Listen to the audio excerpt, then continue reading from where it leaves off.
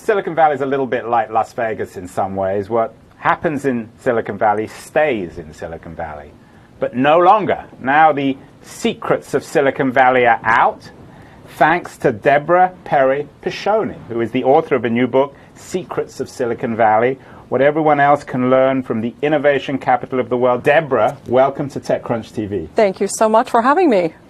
So Deborah, in a minute or two, what are the key secrets of Silicon Valley?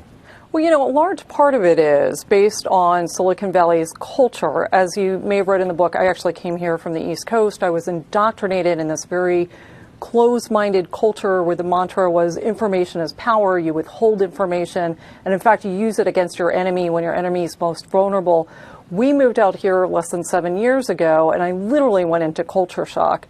And so from the perspective that we look at... What do you mean in culture shock? Well, I'm about to get there. So, you know, from the perspective that we typically look through the lenses of economic policy in terms of fiscal and monetary policy, to me, what Silicon Valley was about was so much a culture, almost that third leg of the stool, that really permeated so much of its innovation success. So part of it really just boils down to people and the way that people treat one another, collaborate, work in this open and trusting environment. And I recognize, you know, I'm not trying to paint a broad brush here, but clearly there was something about Silicon Valley that the rest of the world could learn from.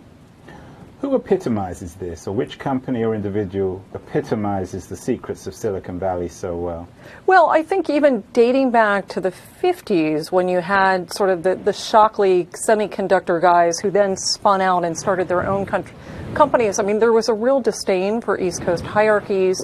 They wanted things to be really different. They wanted employees to be valued, and the recognition that whether you're an administrative assistant all the way up to the CEO, everybody really contributes to the success of the failure of that company. But in my perspective, which I write about in the book, not only did local Silicon Valley companies embrace sort of this unspoken rule, but companies like Google embraced it and then exponentially expanded upon that and really just looked to provide a work environment in terms of the way that people live their lives here, which I think is a really critical component.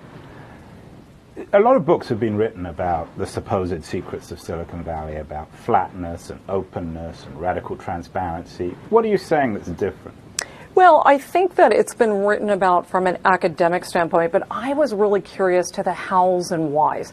How was it this way? Where did it started? Why did Silicon Valley, you know, from its humble roots of really being these orchards, how did it evolve into the innovation capital of the world? And I think that's really critical, because if you can not necessarily replicate Silicon Valley, because I don't believe that you fully can, but I think there's a lot of policies and principles and the culture that can be adopted. You know, I say everybody needs to think of themselves as a startup, so that doesn't matter if you're an individual based in Minsk, or, you know, you're a company, global multinational company, or a corporation, or a municipality, to a state, to a federal government or a global government. I think everybody needs to recognize that we're shifting in our economy and our approach and how we treat and value employees. Everything is going through this monumental shift. And now is a real opportunity to learn from Silicon Valley's success and see what can be applied, you know, whether you're an individual or you're a government. Where do you stand on whether or not Silicon Valley can be emulated?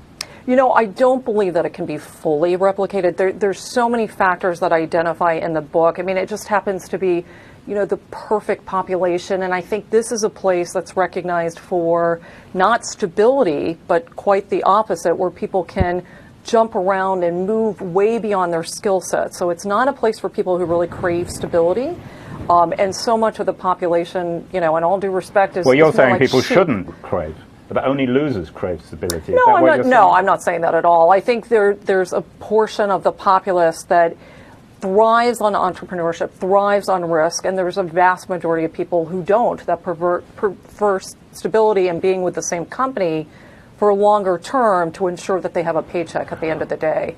Where do you think has come closest in America or elsewhere to emulating Silicon Valley? Is it New York? Is it Austin? No, I wouldn't say so. Actually, I say that Israel is the closest to emulating Silicon Valley. You know, we'll see. I'm we'll see what happens in New York. I think they're far. But you're not really that hot on New York at the moment. You don't think they're doing a very good job. No, because I think they too hierarchical? It's very hierarchical. It's Respect very the much. tradition. I hope there's no one from New York watching. Well, look, I wouldn't say anything. I'm happy to speak here, and I'm happy to speak to people in front of New York. I think having come from the East Coast and really understand that entrenched culture that is very much based on greed and power, the true commodity out in Silicon Valley is ideas. And the money and the power may follow, but it's not the guiding principle. Why have the Israelis figured it out? Is it Yossi Bardi? I think that Israel is a very interesting situation. First of all, because every boy and girl has the opportunity to serve or is mandated to serve in the military, there's a lot of exposure to technology and innovation, and we all know that military technology really drives a lot of innovation. So that's part one.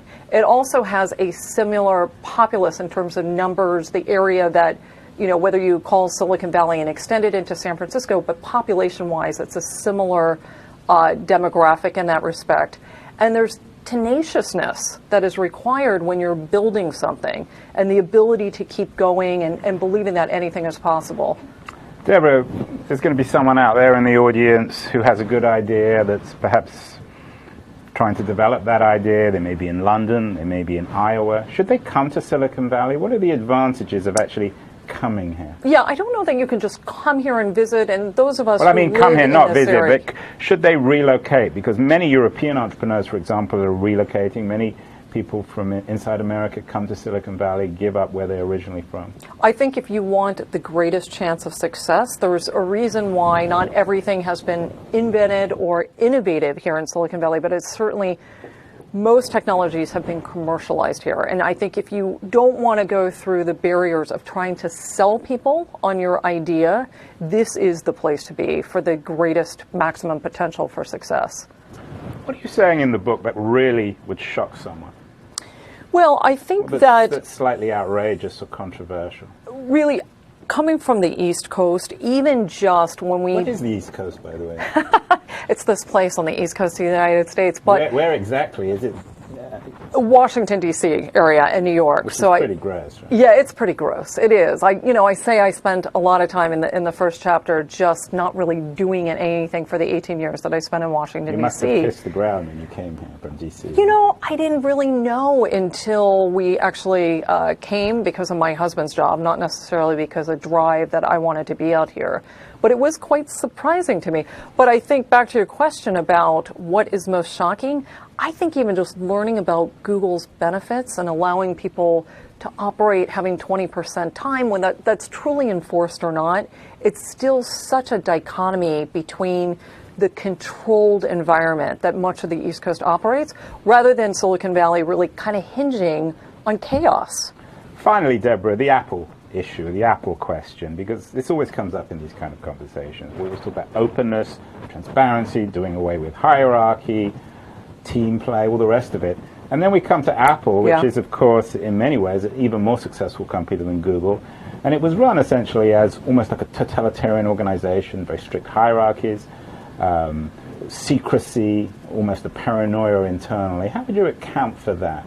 Well, I think because the basis was that the company was really founded on evolving, constantly involving innovations. And so absolutely there are contrasts to the Silicon Valley story. I mean, there's some other companies that I won't name that clearly don't. Now you've mentioned. Well, I mean, I think that Oracle certainly has that reputation as well. But many people will also say, working at Oracle and working at Apple, they were surrounded by some of the smartest people they had ever come across.